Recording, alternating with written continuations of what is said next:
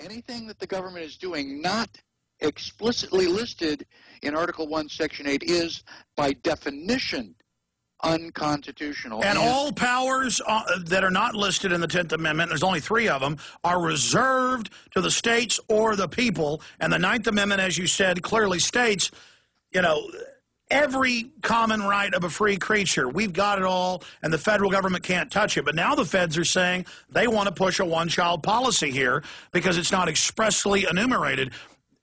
But when it is enumerated under the First Amendment, how can you have someone who's going to be the Supreme Court justice say, I'm going to arrest you for your speech? What a piece of trash. What a tyrant. What an enemy of anyone that loves freedom. Michael Badnarik. Big part of the new film, Don't Tread on Me. Get it first at Infowars.com. I'm so excited about this film from William Lewis and Gary Franchi. We'll be back on the other side of this quick break with Michael Badnarik. Today, we've covered so much news. We haven't even taken any calls yet. We will take calls for Michael. Stay with us. Skype's great to have him be a video feed, but it does have some hiccups, but it's getting better and better. Coming up, Texas school demands students submit to intrusive census form. There's no law to do that. All the feds can do to enumerate how many representatives you get for your state is ask you every 10 years, how many people live in this house? That's it. Not, again, there's a bunch of different versions of the forms, at least 4 different ones. One's only 20-something questions, one's 40-plus. We've gone over the forms here. You can go to the census website and read it. What they ask, do you own guns? What type of toilet do you have? How many homes, how many rooms in your house? Do you have heating? And they're asking the kids this stuff for CPS and other reasons. This is scary. That's coming up. Going back to Michael Badnarik.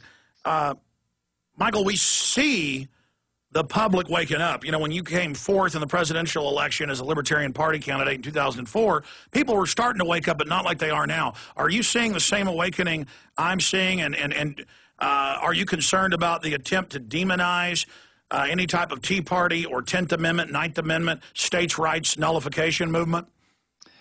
I do see a huge increase in the number of people who are waking up.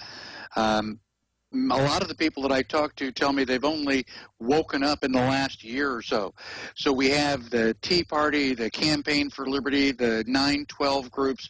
All of these different groups are starting to gather people, and this is an incredibly good thing. You and I have been telling people about this stuff for years, and I, for one, feel that they're finally starting to listen to us, Alex. That's a good thing. As far as, do I worry about the mainstream media demonizing us? No, I really don't worry about it because I know it's not going to stop you and I.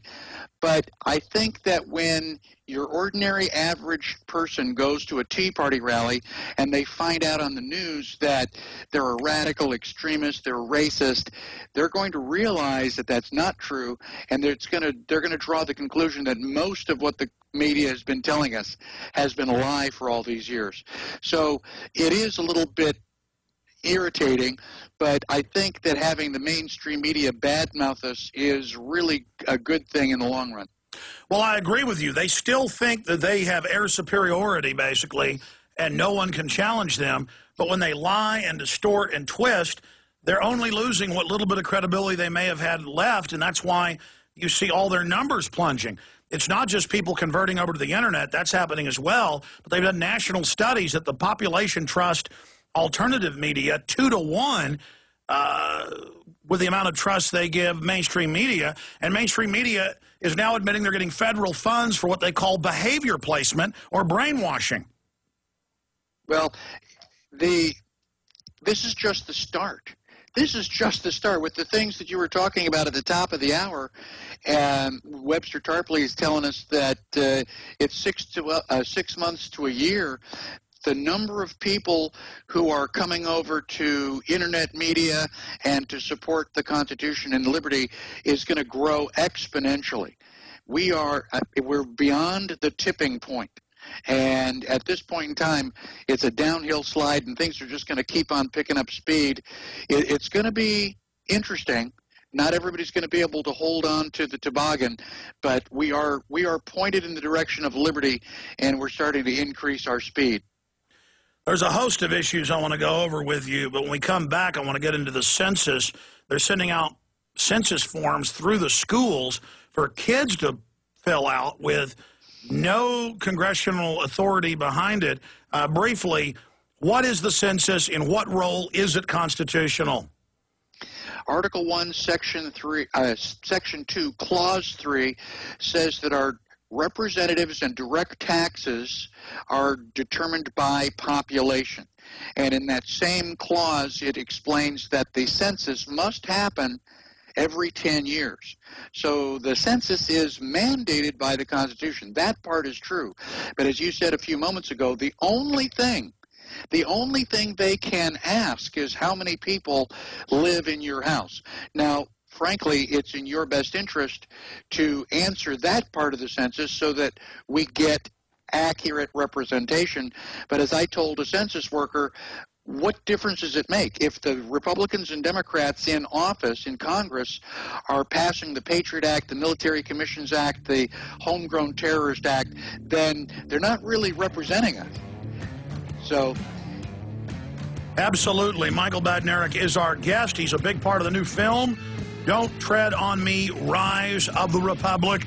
Starts shipping out on Monday from Infowars.com. Such a powerful film, covers all of these subjects. Available at Infowars.com. Michael Badnarik is our guest. Your phone calls and a lot more straight ahead. I'm going to do a YouTube video when I get off air today. You know, we've talked about how the Ford Foundation and the government are trying to fund white supremacists, Mexican supremacist groups, black supremacist groups, so that we don't become Americans and love the Bill of Rights and Constitution and private property and freedom and the Second Amendment.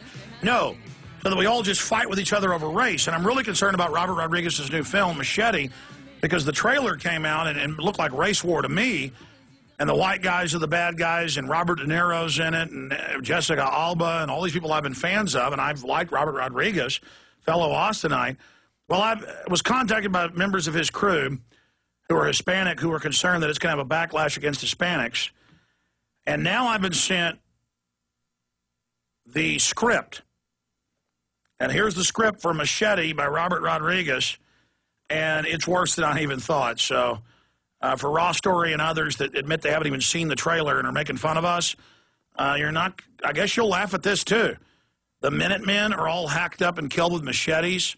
White people are the bad guys. The only good part about this film is a senator stages a terror attack against himself as a pretext to go after Hispanics. So I guess Robert Rodriguez has been given my films, I've been told. I guess he woke up to something here.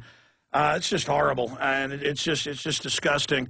Now, we're going back to Michael Badnarik and then your phone calls.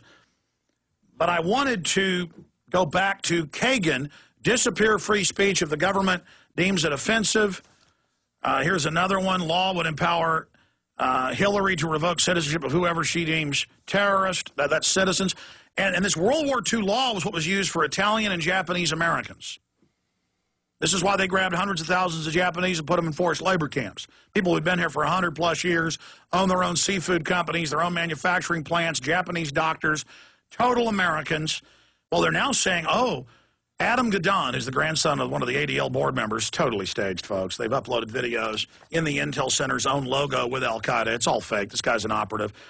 To sell us this idea, I want to play this and get Michael Badnarik's take on that. Then I want to go over this Texas census form and then your phone calls. But here is the CNN propaganda piece where they just report it calmly and nicely like it's going to keep you safe. We have to do this. We have to just get rid of the entire habeas corpus. It's in the Belligerence Act, racing through the Senate, where you just disappear. Bag goes over your head, you're gone. Here it is. California-born Adam Gadon in an Al-Qaeda recruiting video.